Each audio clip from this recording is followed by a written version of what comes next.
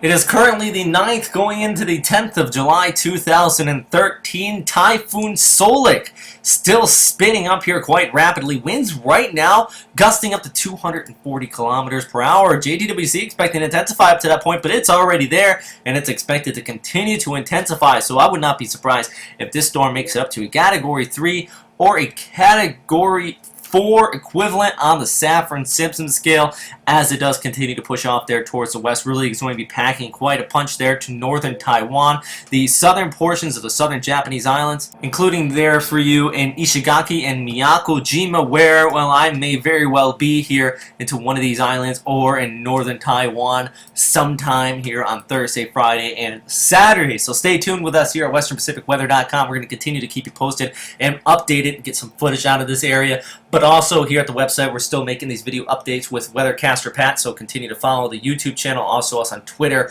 You can follow me at Robert Speta. As far as the storm system, let's talk about the dynamics behind it, what's keeping it on this westerly track, what's going to be the impact if you are not in this cone right now. For example, for you down here into the Philippines, I don't expect so much of a monsoonal inflow. We see that when storms are here, but when they're farther off towards the north, you could see some, well, convective storms, persistent showers in northern Luzon, but I don't expect anything flooding like we saw last year with some of these storms that pushed off there towards the east.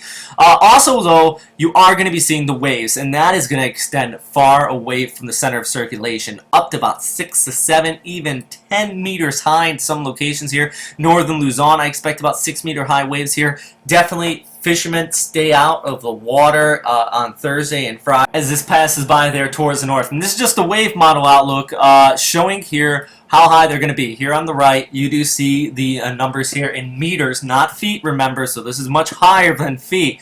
Those waves really starting to kick up. You have that easterly fetch with that storm system coming in, so this is the direction they're coming in from. That is why on the lee side of a lot of these islands, you see low waves. If you're here towards the west of Okinawa, if you're on the western side of it, you're probably not even going to know that, if you didn't know, you wouldn't know that there is a typhoon approaching. If you're on the east side, that is where you're going to be seeing these really high waves. This is going through Thursday night. Those waves really starting to kick up 5 to 6, even getting up to about 7 meters high at this time, and this is really when it starts to kick in. Friday, high waves across Okinawa. That's going to continue to push overhead. Then as we go into Friday afternoon, Miyako-jima, Ishigaki, you're going to be seeing these waves, and this is really when the winds start coming in as well. You're going to be starting to see winds gusting over 100 kilometers per hour, possibly gusting over 200 kilometers per hour, sustained over 100, that is.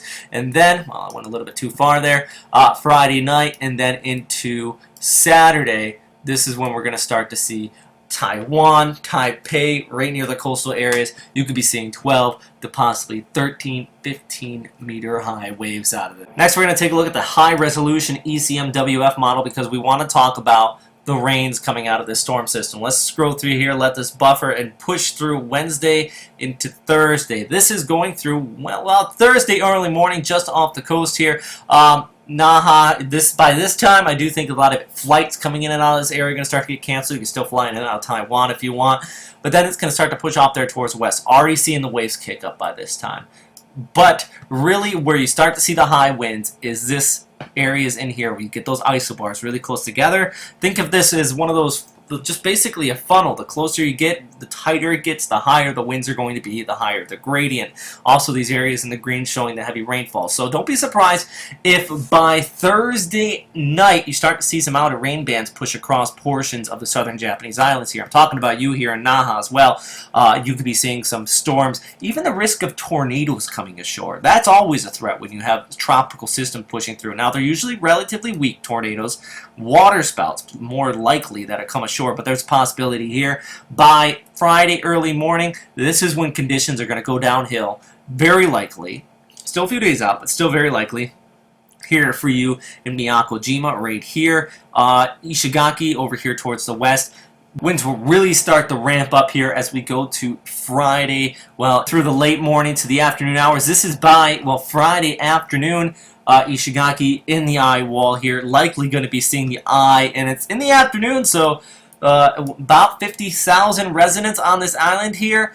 very well could be looking up and seeing an eye around them. Now that is the ECMWF. GFS, on the other hand, still keeping it a little bit farther towards the northeast, but they have been pulling away from you there in Okinawa, really split up with the ECMWF. GFS here. NavGem has been farther down towards the south, impacting you there in Taiwan. I don't think that's going to happen. I do think more likely in this area.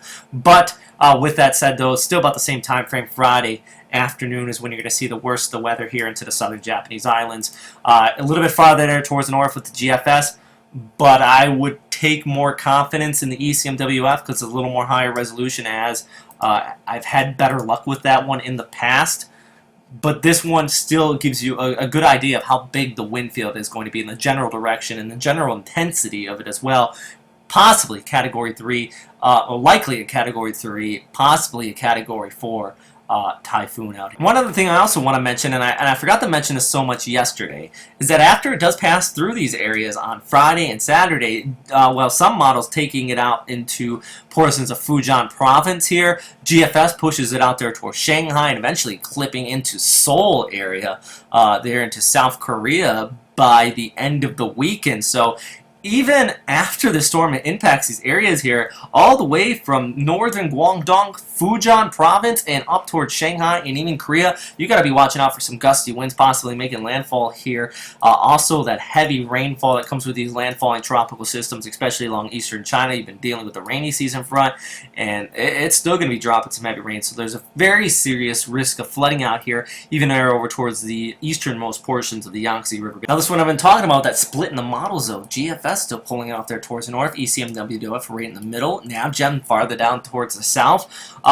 Really, it all depends on this ridge of high pressure right here. How strong is that going to be? Is it going to keep in place here and make that system stay farther towards the south? Or is it going to weaken what some of these models are expecting it, so it trends a little bit farther towards them? That is why most of the agencies, including JTWC here, right smack dab there into the middle. But that is all for right now, everybody. Thanks again for watching here at westernpacificweather.com. If you have any questions, comments, or suggestions, please post them down into the comment box below. Also, follow us, continue to follow us on Facebook and Twitter at Westpac Weather. Also, follow me, like I said earlier, on Twitter at Robert Speta. I will continue to keep you posted on any venturing, any traveling that I may be doing on Wednesday into Thursday on our system. This is the last photo we have before sunset. Sunset on this, well, now very, very strong tropical typhoon Soulik. Thanks for watching, everybody.